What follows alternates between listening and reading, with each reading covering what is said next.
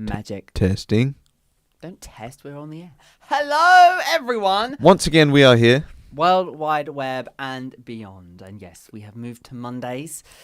A magical Monday in March. Yes, yeah.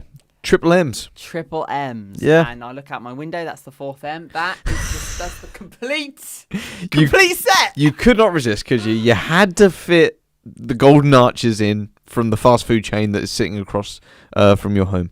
Not just far across from my home, but I've also got all of your favourite merchandise, including a tub of sauce. Right. Would you like to hold it? No. Okay. I've also got one of their drinks. This is promotion stuff right here. You know. This is the sponsor. Yeah. I won something. I won two things off this today. What did I win? Are they doing Monopoly again already? No, this is winning sips. Right. It's like Monopoly, but 3 times as crap. So I've won a Big Mac and a McFlurry. Oh, right, that's right. Considering how often you go there, you'll use that up in no time. Last week I won some chicken nuggets. Mm-hmm. I want to win some chips. You'll get there, man. You'll get there. The amount of time you go there. Yeah. I'm sorry. The amount of times I go there, which is purely because we're neighbours. We share bins, right? Yeah. I'm there because, neighbourly things. And just while I'm there, I happen to grab some food. Right, so here we go. Right, let's get on with the review. Now that we've got the McDonald's prologue out of the way, we've got the food review out of the way. Yeah. Let's move into the actual review of what we'll be talking about. Dan, for a change, why don't you tell them what we're going to be talking about today? I like how you say for a change. I've done this for a change about a few times this month already, but we'll ignore that because today we're actually putting an actual spin on things, and we're actually going to tie a bow and finally wrap up something that you have been trying to wrap up with me. Well over a year now, I'd say. Well, no, longer than that. I'll go as far as to say probably 6, almost 7 years. Blimey. You've been trying to do this. Probably longer than that. Yeah. Well, it's finally happened. So let me unravel it and let's not keep you on a cliffhanger any longer. Lord of the Rings. Yes. Return of the King, which I will just note in its opening, doesn't say Lord of the Rings on screen at any point. It does. Until you get to the end. No, it does at the beginning. It just says the Return of the King. No, it doesn't. At the very, very beginning, it says Lord of the Rings. The very, very beginning. Before you. Oh, when we were having audio issues. Yes. Okay, yes. Yeah. We had the menu on top as well. We couldn't see it. Yep. Anyway, minus the technical issues though. Let's get into this film. Now, Tommy, let's just give a bit of background here. So I absolutely... You almost cried when I gave you the review for the original, the starter pack of your Lord of the Rings trilogy. Yep. Fellowship of the Ring. Oh, you were not happy, Bunny. Now, producer man Steve, who's really shit producer because he's not actually ever here, but he rates that as his favourite Lord of the Rings film out of the 3. Not just that. It's one of his 4 favourite films of all time. Okay. Now, on Letterboxd. I will be honest with you here. It had its meme-tastic moments, okay? Had it not have been for the social media franchises, or had I have seen this a lot earlier before the social media all took over, I probably would not have even enjoyed these bits. But I did enjoy these bits. Sean Bean, one does not simply... Absolute gold. Yes, yeah. For me, that's what cinema is all about. Mm-hmm. The rest of the film, outside of that actual meeting, where that's where they were just sort of reeling off. Yeah. That particular bit was the only part of the film worth watching, I'm afraid to say. Okay. Now, obviously, you were very, very heartbroken when I gave that a star rating. It was very, very low. We won't repeat it for your sakes. Thank you. It wasn't great. Now, we moved on to number 2. Which is called... You do it. Could you do it better than me? So, The Two Towers.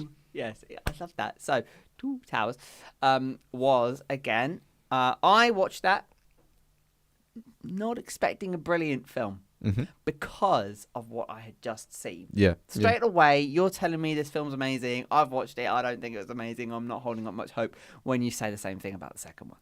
Now, I will say this.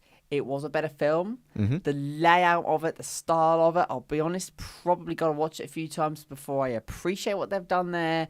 As a first-time viewer, I'm like, what? Yeah.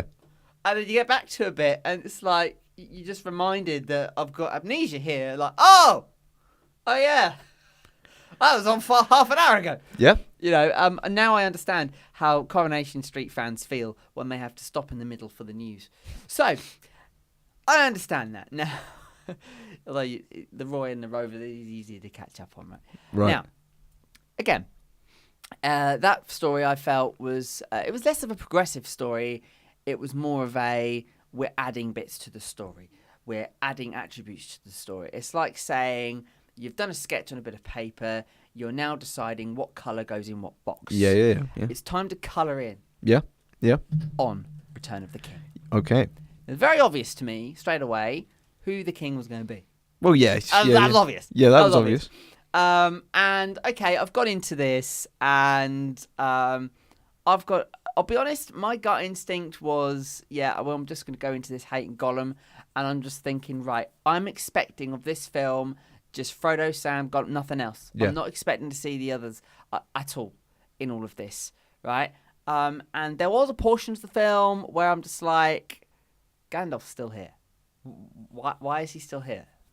What happened to Dead, right? That occurred.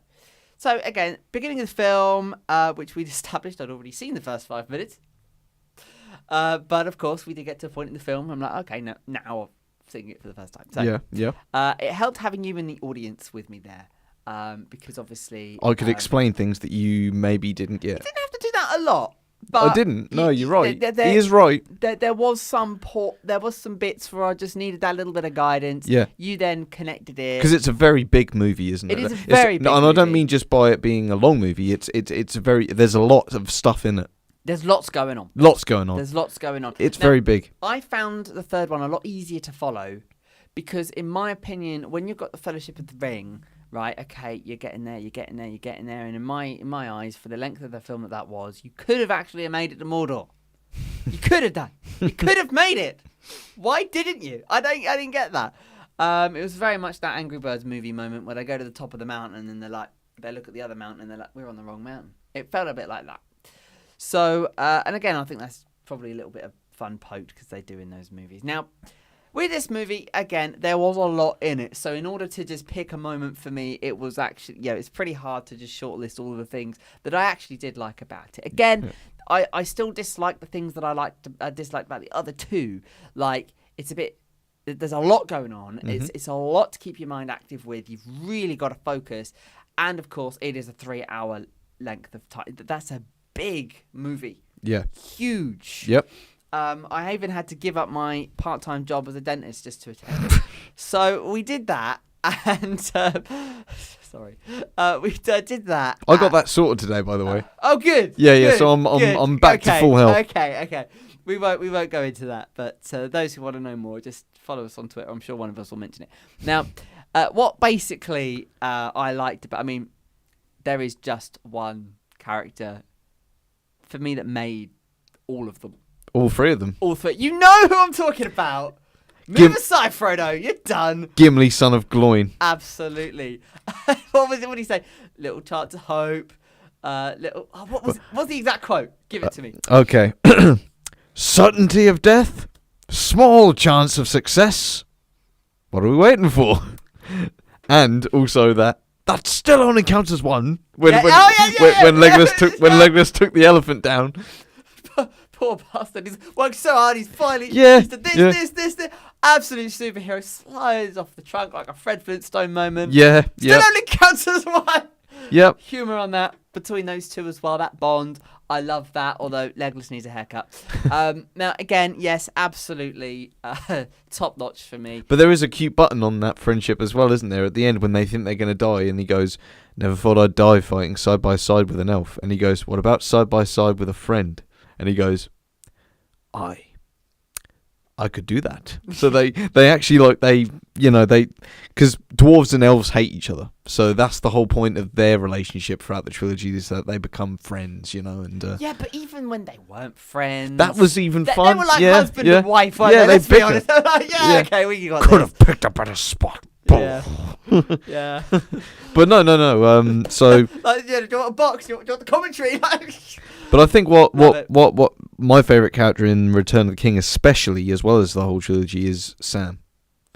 and what he goes through. There was a huge bit of growth you saw. I mean, you sort of saw it in the second film. He starts off the first film as Frodo's sidekick, but by Return of the King, he becomes the Rock, the guy that drives them forward on their mission, and actually takes on heroic proportions. In the first, I wouldn't even say he was sidekick to start with. I'd say he was just clingy, like, you know.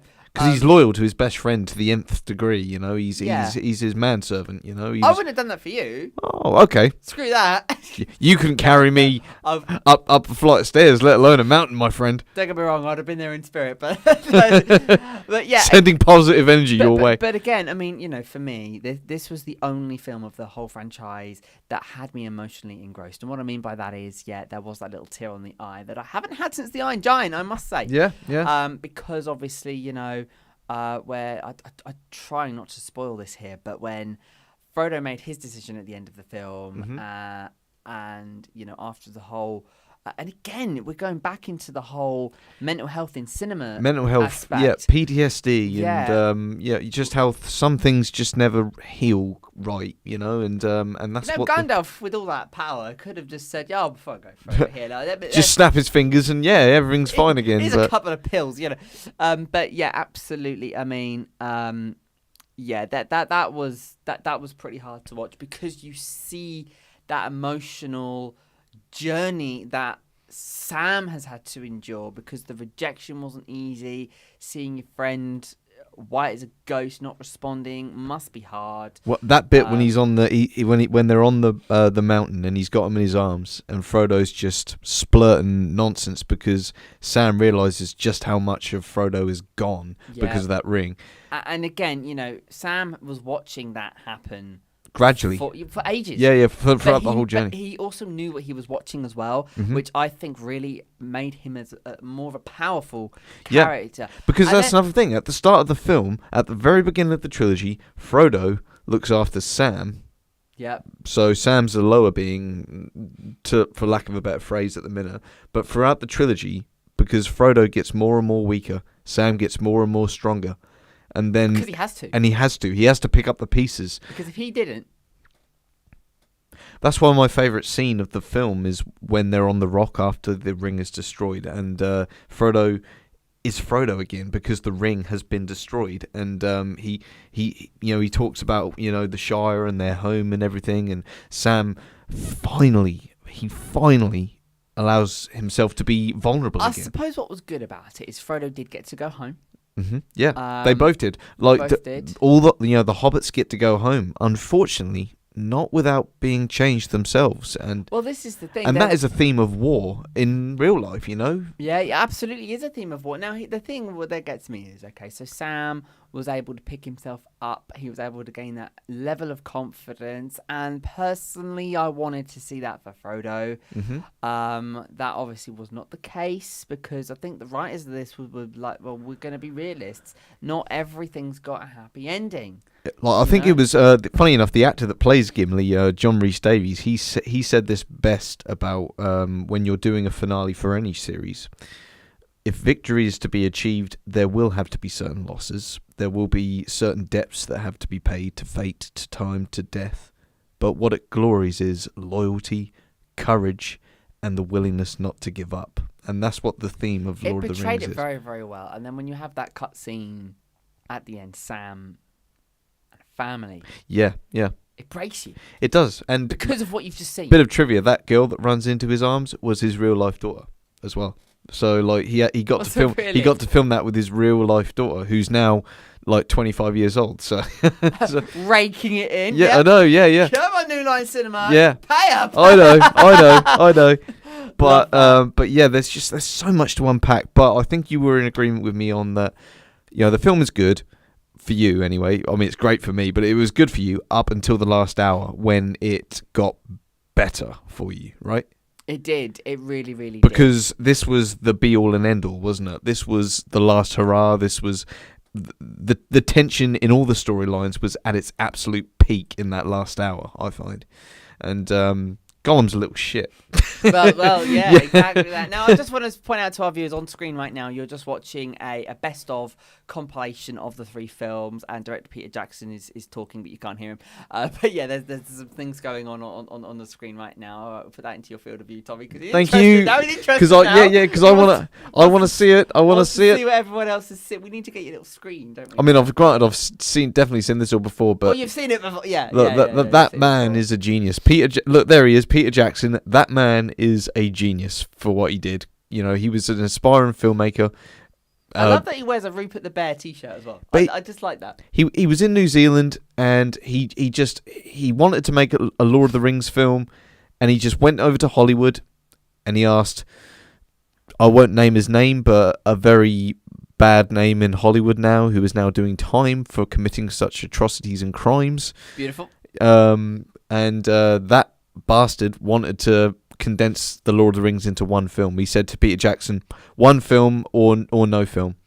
And then Peter Jackson was like, well, you know what? I'm going to go elsewhere and just ask a few others, just to, Because theoretically, I do agree, number 1 and 2 could have been squashed together. Yeah, I mean, could have been. No, I'm sorry, I disagree with that. But I know you disagree with it. That's just what I'm saying. But yeah, you need that build up for this payoff, which is the Return of the King. Because it is such a vast payoff. But you can't have a payoff without build up, can you? To be honest. And yes. And it's. I mean, I remember you saying to me last week or the week before that you were a bit concerned that Return of the King was going to be anticlimactic or underwhelming. Yes. Did this prove you wrong? It did. Obviously, it has everything that a finale needs, right? I mean, everything we were talking about. So we were talking about completing our triangle, because this is your favourite of the 3. Yeah. Producer Ben Steve's favourite of the 3 is the first one. So it would complete that triangle if this was if the Two Towers was your favourite. But it wasn't. No. This one was. I'm with you. I am with you. Now, this one swept the Oscars as well. The others won Oscars. I think the Fellowship of the Ring won 4 Oscars. The Two Towers won 2 Oscars. Appropriate. And then Return of the King won all 11 Oscars it was nominated for. This film has the same amount of Oscars as Titanic. Wow. And it is on that scale, isn't it, of emotional and epic scale.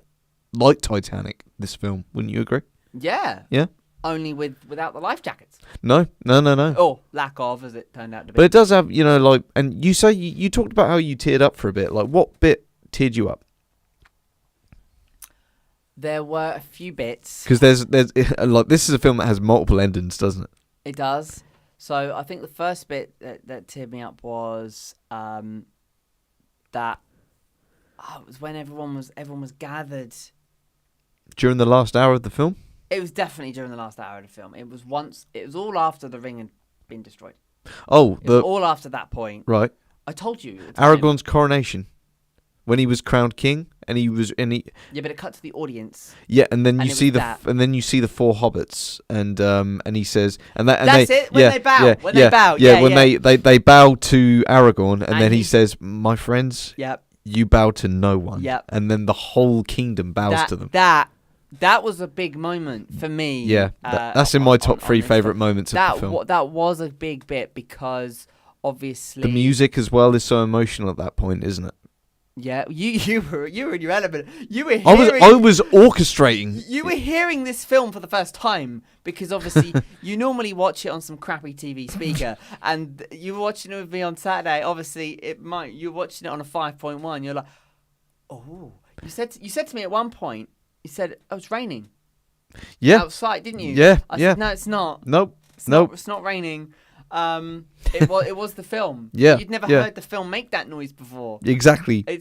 It just goes to show, obviously, the way I look at it is, right, if you don't watch the film on the right equipment first time, you need to watch it again, right, to get the other bits. But obviously... Someone asked Peter Jackson once, they said, so what can we look forward to in this one, being the 3rd film? And he said, well, it's the reason why you make the first 2 films, you make the Fellowship of the Ring and the Two Towers because you want to get to Return of the King. That's the whole point.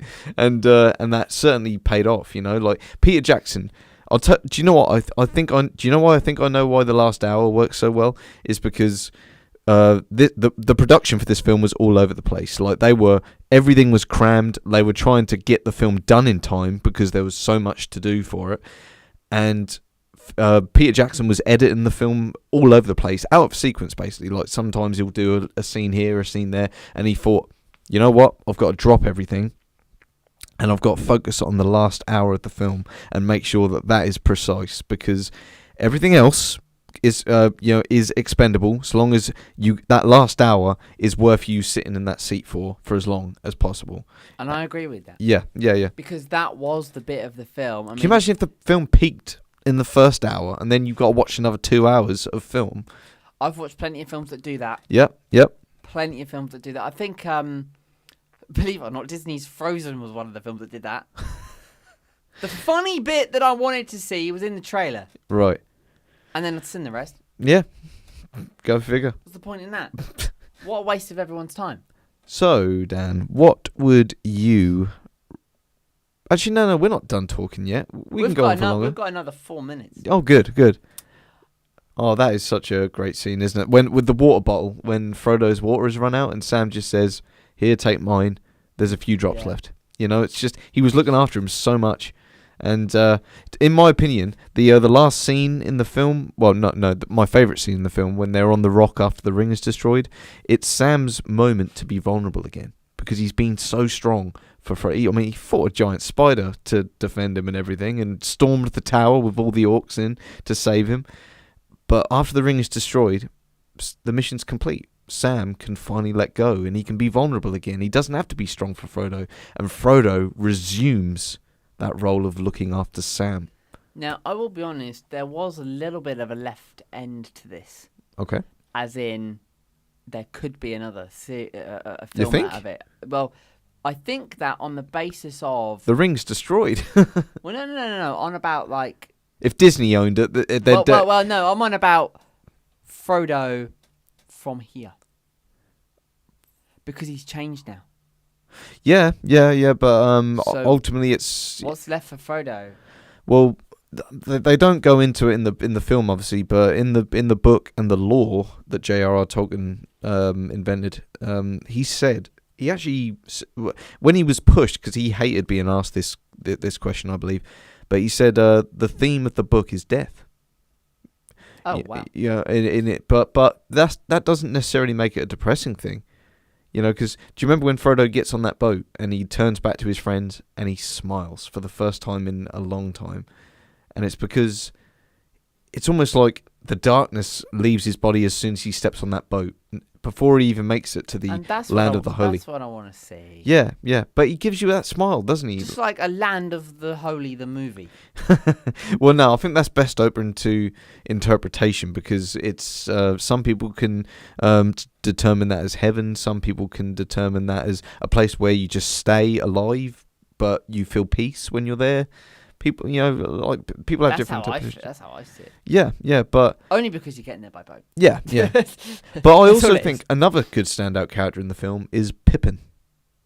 Because Pippin, for the first two films, Pippin's a child, isn't he? Let's be honest. He just thinks nothing too bad can happen, like I've got Mary next to me, and, like, hey, we'll hang around with some trees, and... That's perfectly legit. Yeah. We can do that. And eat second breakfast all the time and dance and, have fun. But then... Which is pretty much what they did all film. But yeah. But in Return of the King, because Merry and Pippin get separated, that takes you out of your comfort zone. Both characters have to grow up to an extent. They have to realise the seriousness of what they're involved in.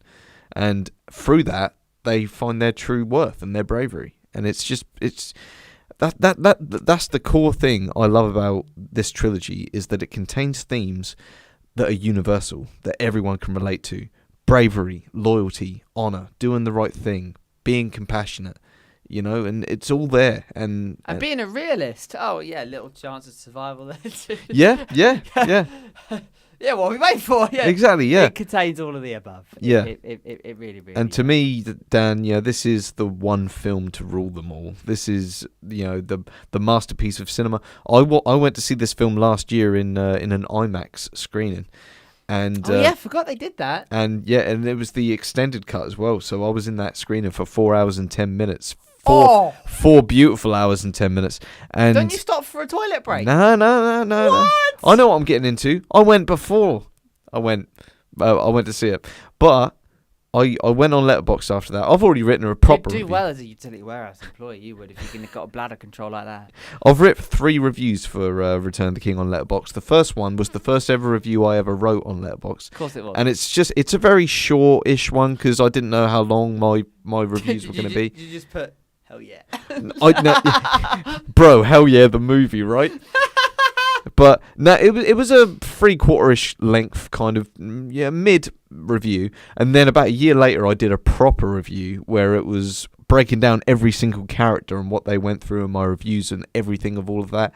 And then I did a third one after I saw it in the cinema, and it was as simple as this. All this third review said from me was, this trilogy is what cinema was made for. Period. Now, am I right in saying that you saw this in the cinema originally? I did when I was 8 years old. So that would have been standard definition. Yeah, Dolby.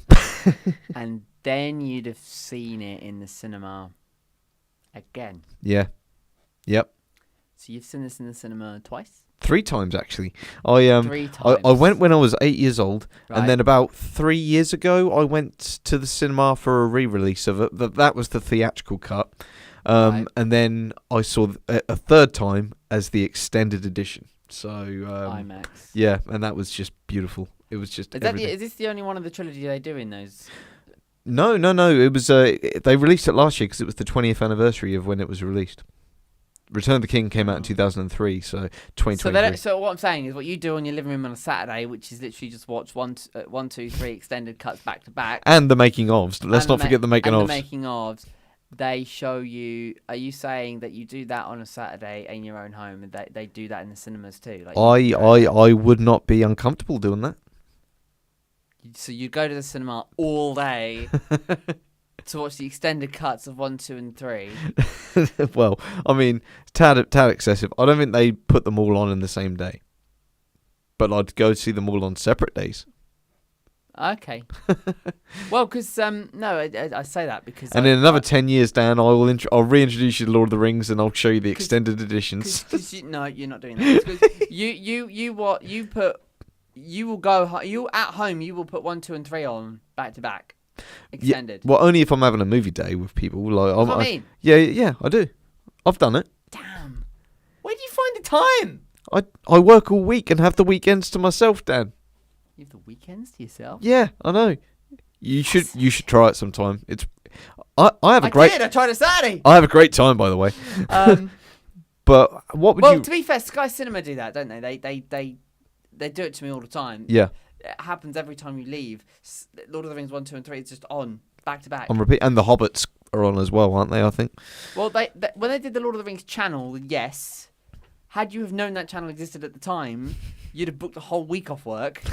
But no, it was quite funny because it was Sunday. It was yesterday. They had Lord of the Rings on, and straight after was a SpongeBob movie. I thought, yes, some classic. That's poetry. Scheduling right there. Yep. Speaking of, well, Yeah, no, okay, no. We'll move on to that soon. But we'll do that next month. yes, We'll do yeah. that We'll talk about it next. Yep. Oh yes. Dan, schedule it, and I will be there to watch that. I'll hold up my end of the bargain. So schedule it, plan it, and I'll attend. I promise. You do the same as last time. You go to Chip Shop, and this time I'll Yeah. give you the correct order. Yes. Right, okay. Well, Tommy, thank you Dan, very much. Aren't you forgetting something? Yeah, I know what you're going to. Let me finish. Okay, right. Now let's go to that. You want my star rating. I do. Now, my star rating is obviously going to be that of a shadow of your star rating. The Shadow of Mordor. Before I reveal mine, can we just remind everybody what your rating is? I mean, it's obvious, but just What is my rating of my favourite film of all time? It's a 1. No. It was one. It could have done with more this, that, Yeah. the other. Yeah. You know, it was perfect, but it wasn't perfect enough. No one got naked in it, so it's a 1 star, right? That's- Well, Gollum technically, but no, yeah, never mind. depends on what you're into. Yeah. Anyway, so I'm obviously giving it 5 out of 5. Obviously, if I could give it a 6 out of 5, I would. Dan, this is how much I love this film. This is my favourite film of all time. What are you granting it? Were you glad you saw it with me? Yes. You were very glad that you were here with me. Yep. To see it through to the end. Was your dad jealous when you got home? Like, I've just watched a movie on 5.1, Dad. Yeah, he was pretty jealous. I gotta say it. He could have come. Nah, We had plenty of food for the chip shop to feed him. he'd have fallen asleep. Chips, all right. That's fine. I already know what I'd have tucked him in. I already know what your rating is, Dan. But these guys need to know now. They do. So They do now. hit them with it. I did decide to get very generous with this. I was on a bit of a high. I think that last hour hit me. Good. It did what it should have done. Yeah. And I'll be honest, part of me having you coming over to watch this, like, right, it's his favourite. Yep. And I've not felt it so far. And I cannot be disappointed in front of him. Yep. I said this to my sister, actually. I said I'm really just worried that I'm gonna upset him. I actually was genuinely. I had to get some counsel. Like, I really worried I'm gonna upset him. Right. I even went to producer man Steve. Like, what if I hate it? What do I do? What do I actually do? Right. But I'm guessing you just had that confidence. I knew. Were you that confident, or were you just like, I just want to watch the film? I knew that the magic in the last hour would grab you. That's what I knew. Was there a part of you that thought, if Dan hates this, I'm going to forgive him? Well, you don't. Was there that part of you? Well, I ultimately. Or were you that would have meant that the Two Towers was your favourite, and I'd have been okay with that as well. So. Yeah. But would you have then? Because if I didn't like it, would you have then been like, okay? I'd have wanted valid reasons, but you know. You wouldn't have left without them. No, I wouldn't have left without them. But you were very happy, if not something of amazed. Yes. With the rating that I gave it. And you would obviously know, and you would probably see my rating as a fair one. Would you agree that my rating was a fair one? Yeah, okay. 100% I do. Shall I now tell you what that rating was? Share. Okay, I gave Tommy Lord of the Rings, The Return of the King.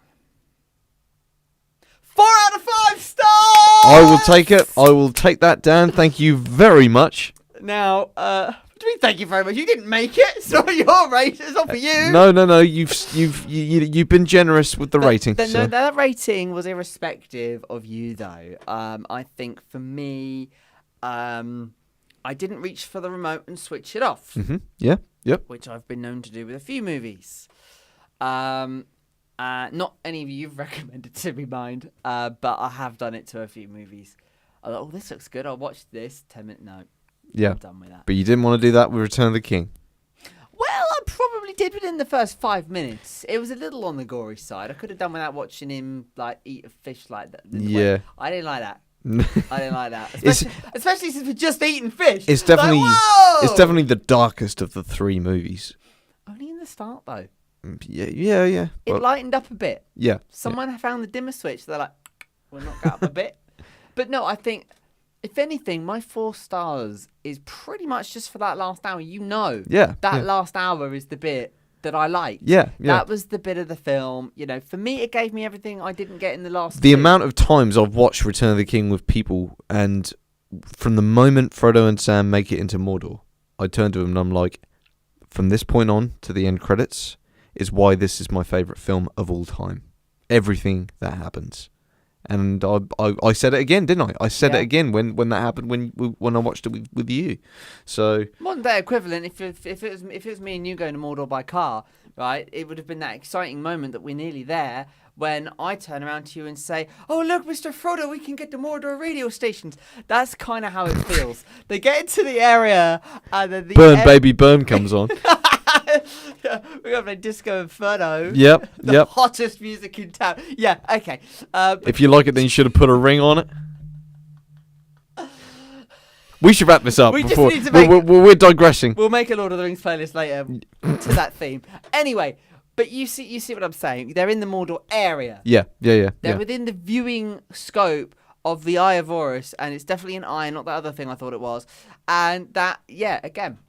And even now, just the little things off of this, my little brain is like, oh, there's a Family Guy reference for this. There's other references in other places for this. Yeah. Stuff that you would have appreciated at the time, I couldn't. It was wasted on me. It's not wasted on me anymore, and for that, you got to call it as you see it. And yeah, I can see, again, I said this all throughout the series, I can see why it's a really, really great series. I can see why the other two films are as much loved as that they are. Yeah. It really was not my cup of tea. You've literally just introduced me into a drink that I don't normally drink. Will probably not drink again. Essentially, what you've done, you've given me some alcohol. I've got drunk for a night. I've been quite happy and merry, but I don't want to go near the stuff again. Right. It's one of them. Yeah. It's one of them. But I've seen it. Yeah, you can say that you've seen them now. Yeah. And that's the crucial thing. And when there's nothing on TV and it happens to be on Sky Cinema on a live TV channel, while I'm passing, I'll whack it on. Yeah. Now I know what the pin is. So yeah, we've got, there's some scope. I can't say there is this level of film that you like a film enough to go and put the disc in the machine. I don't think I want to put that much effort into it, but it's on telly often enough anyway, so you're very lucky in that regard. Yep. It'll come on again at some point in this household. You can't argue with that. Yeah. So there you go, Tommy. 4. That's not bad. That's very good. And we've had a very good wrap up to Magical March. Yep. Now, of course, Tommy, right around the corner from next week, we are into a month because obviously this film was my challenge to see of the month. We only just got it in. Yeah. Well, we have, of course, the same challenge to be set for April. Now, you're very lucky because you're not going to be here for 3 hours for it. Probably about an hour and a bit. So we'll get into that a little bit later on. Those who are regular viewers here know what the film is. We won't spoil this by mentioning its name. But you know it's coming and really looking forward. I'm looking forward to it as well, Dan. Yeah, I can't wait. It's going to be absolutely hilarious. It really is. It's not the film that's hilarious. Well, it is, but not for you. For me, it'll be your reaction. Okay. I've seen it 100 times. It's going to be your reactions. I'm looking forward to it. You're not. Okay, right. Well, that wraps us up. We are back next Monday, just after 8. So grab your box of After 8 and join us. It's April Fool's Day, but it'll be too late for us to play any practical jokes on one another. Oh, yeah, it'll be Bank Holiday Monday, won't it? Tempting as it is. Bank holidays don't exist in my world, Sonny. Oh, good. No, you don't get the job I got and have bank holidays. Don't be so daft. But do not fear. We will be here on your bank holiday, and we look forward to seeing you. Take care, everyone. All the best.